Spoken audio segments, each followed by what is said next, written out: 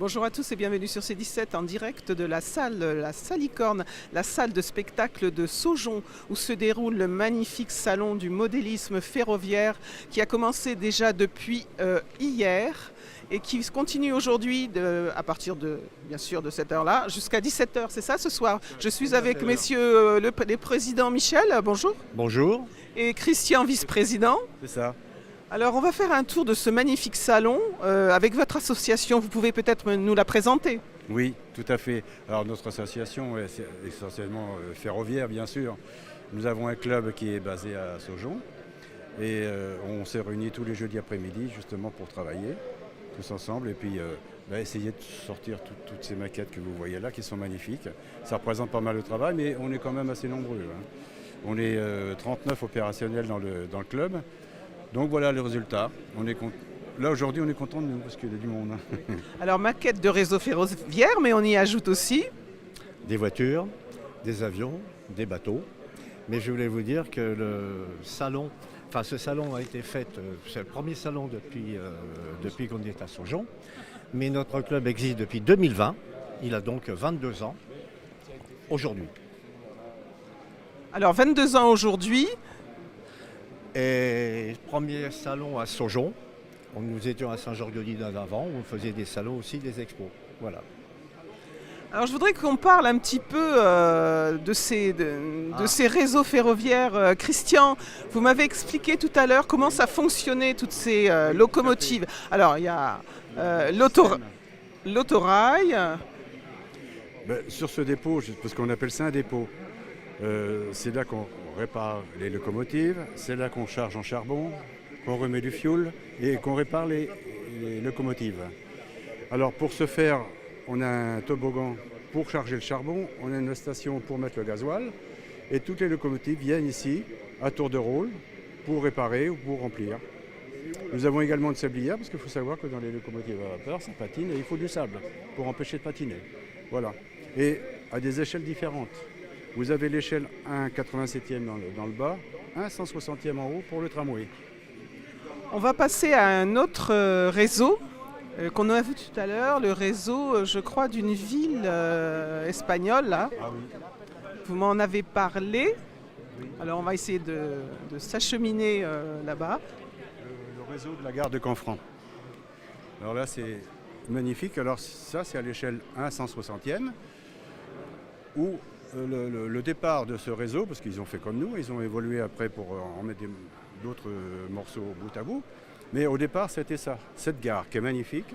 C'est la gare de Canfranc qui se trouve en Espagne, qui a été fermée pendant 40 ans pour une cause bien particulière, c'est qu'il y a eu un accident, le train a déraillé.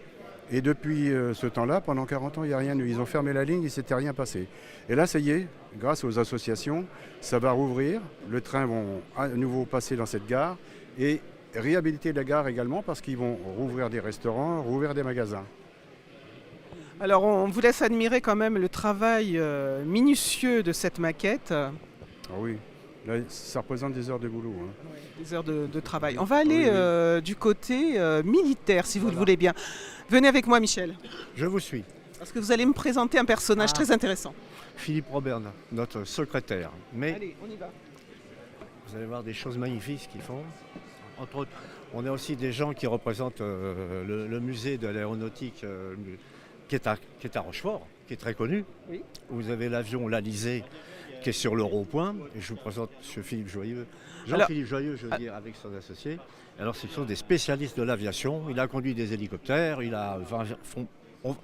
On va les interviewer quand même. Demandez-lui. Fais ton petit... Je vais lui tendre le micro, Jean-Philippe. Bonjour, Jean-Philippe. Bonjour. Alors, peut-être nous expliquer un petit peu votre stand. Alors le stand est composé de diverses maquettes de toutes les époques à différentes échelles. En gros, il n'y a pratiquement que du 48e, c'est-à-dire 48 fois plus petit que le vrai. Là, c'est du matériel un peu militaire, là, des avions civils, ici, des avions militaires de la Deuxième Guerre mondiale et puis des avions un peu plus modernes, et là-bas au fond.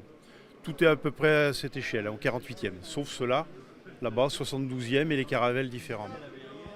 C'est vraiment magnifique, hein. Bravo à vous. Merci beaucoup. Merci Jean-Philippe. Alors on continue la Alors, on visite. va passer, oui, je vais vous présenter Philippe, Robert, voilà, qui va vous présenter Alors- ses maquettes. Entre autres, Alors- tout le monde reconnaît, Philippe, hein, tout le monde reconnaît le transbordeur de Rochefort qui est en maquette, qui est une grande maquette, c'est quelle échelle là 72e. Et il y a une partie militaire. Et Philippe est spécialiste en militaire, mais surtout de l'opération Jupiter. il va en parler Philippe. On va en parler, Philippe. Oui, bonjour. Donc, je fais partie du comité de commémoration de la libération Saut-d'Oléron. Donc, ça retrace toute l'histoire du troisième débarquement de France, qui est la libération de l'île d'Oléron. Et tout est mis sur maquette, donc retraçant le passage des péniches, des débarquements qui ont servi, les mêmes qui ont servi en Normandie, sont arrivés du Havre jusqu'à Rochefort par le train, mis sur la Charente et longés le long de la Charente sur le canal entre Rochefort et Marennes pour aller sur la Cayenne, au port de Marennes, pour débarquer dans l'île d'Oléron. Tout s'est passé le 30 avril au 1er mai.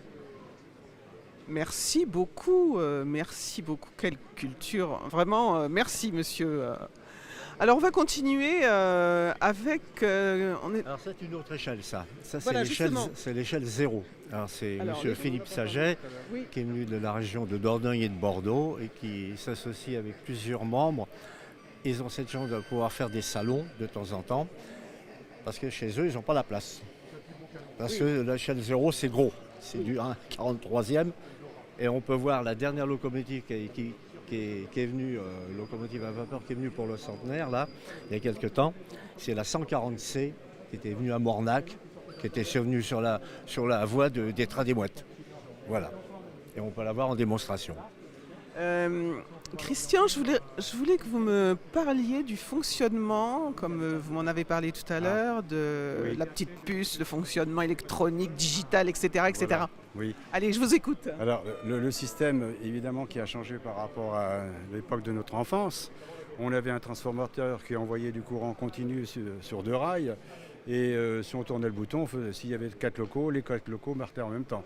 Alors que là, maintenant, avec le système que l'on a, on superpose dans le rail deux courants différents. Un courant de traction à 16 volts et puis un courant beaucoup plus faible pour transmettre les ordres. Les ordres qui, eux, arrivent dans la locomotive à l'aide d'un décodeur. Chaque locomotive possède un décodeur avec un numéro qu'on peut piloter avec une commande. Et comme ça, on a une indépendance totale pour faire piloter les locomotives que l'on veut, au moment où on veut, à n'importe quel endroit, chose qu'on ne pouvait pas faire avant. Voilà, le système digital par rapport à l'analogique, parce que dans le temps, ça s'appelait comme ça. Voilà, je dis dans le temps comme si c'était très loin. On va aller... Oui, allez-y. Petite voiture, bus Oui. électrique. Oui, et puis après, Venez, je vous emmène. on va aller voir les miniatures, vitrines. les Ah, vitrines. les vitrines. On va parler des vitrines. Ah, ça c'est très beau les vitrines. Alors là, on a un circuit Scalextrix. On a demandé à Lionel qu'ils viennent avec des voitures pour que les enfants jouent. Parce que c'est des voitures très fragiles pour les adultes. Et il a amené un petit circuit de 17 mètres de long. Et on peut jouer. Les enfants sont là à jouer, même les grands. Là, en ce moment, c'est les grands. Mais- Oui, j'allais vous le dire, hein, c'est quand même les grands, mais... Ils viendront cet après-midi parce que hier après-midi, c'était plein d'enfants. Voilà. Eh ben, on va aller, comme vous dites. C'est important que les enfants viennent voir Ben, tout ça. Justement, ça nous manque au club. Ils sont sur les tablettes, sur les ordinateurs, mais les maquettes, pas beaucoup. Pas beaucoup. Pourtant on est en relation avec la mairie, avec le pôle enfance, où tous les ans, on fait des séances de maquettes et les enfants repartent avec leurs maquettes qu'ils ont fait. Superbe. Voilà. Donc c'est bien de le préciser quand même, tous Ah les oui, mercredis. puis hein. il faut voir ça avec le pôle enfance, mais on a quand même une dizaine d'élèves. Bon, bah, c'est Et on parfait. les prend pendant 4 jeudis, pendant 4 heures. Et ils repartent avec leurs maquettes. C'est magnifique. Alors là, on se trouve devant les vitrines des ça. métiers d'hier et d'aujourd'hui de Bernard Marchal. Que voici, on va vous le présenter parce que Allez Bernard, bonjour. Bonjour madame. Alors, vous pouvez parler un petit peu de cette magnifique exposition? Voilà, donc c'est une passion de jeunesse. Donc je connaissais parfaitement tous les métiers d'antan. Donc je les ai reproduits en miniature. Voilà, au 20e, 25e, à peu près. Voilà. Vous exposez alors Et vous faites j'expose partout en France. Je fais le tour de France avec mes miniatures. Eh bien, Voilà. C'est bon à savoir. C'est ma passion de retraité. Je l'ai connu à Châtellerault, il m'avait marqué et je voulais qu'il vienne. Voilà, il est venu. Eh bien, messieurs, on a fait le tour du salon. Ah, il faut. Oui, pour parler de la bourse d'échange, peut-être. Oui, c'est toi qui en parles, Michel, si tu veux. Ah ben, je l'ai connu lui. Allez, c'est parti. Suivez-moi. Je voulais, oui, juste une petite, si c'est possible. On parlait des membres du club individuels qui font des petites choses chez eux. J'ai un membre du club qui en fait là justement, c'est formidable. Ce qu'il fait, c'est magnifique, c'est très fin. Parce que tout ça, c'est fabrication maison. C'est lui qui les fait. Christian, tu nous en parles un petit peu ? Vas-y. C'est fabrication maison. J'ai utilisé que du plastique de récupération, des petits bouts de fil, du câble de télé. Voilà. Alors, avec tout ça, on arrive à faire des choses comme ça. Voilà. Vous êtes vraiment des artistes, messieurs. Vraiment, c'est une merveille. De vrais artistes, ces messieurs. On va voir nos boursiers alors ? Alors, on va voir la bourse. Et puis, je crois que vous avez une petite annonce à passer, Michel. Avec votre petite... Allez, c'est parti. Alors, la bourse d'échange, comment ça se passe ? Eh bien, les boursiers, parce qu'on les appelle comme ça, ils viennent avec du matériel, d'occasion en général, c'est d'occasion, et ils viennent là pour les vendre et faire des échanges aussi. Parce qu'ils en vendent, mais ils en rachètent. Il y en a qui ils viennent et ils en vendent pas mal, mais ils repartent, ils sont encore aussi chargés parce qu'ils en ont racheté autant. C'est ce qui s'appelle la bourse d'échange. Et ça, c'est bien, c'est ce que je disais tout à l'heure pour les enfants. C'est une manière d'aborder la construction de réseaux à moindre coût. Il y a professionnels et particuliers qui sont les bienvenus. Voilà. Oui, il y en a, ils en font leur métier. Alors, Michel, ça fait un moment qu'il attend avec son petit papier. Il a besoin de faire une petite annonce. Allez-y. Petite info, oui, nous sommes depuis 20 ans, comme je vous ai dit, on fait des bourses. Et la prochaine bourse, ça sera le 12 février 2023 à la salle Carnot de Saujon. Venez nombreux, c'est une bourse, il n'y a pas d'exposition, il y a des vendeurs particuliers et professionnels. On vous attend, merci. Eh bien, on vous attend aussi pour ce salon-là de Saujon. C'est magnifique. Merci, messieurs. Et puis, à bientôt sur C17 et toujours en direct. Merci, messieurs. Merci pour vous. Merci.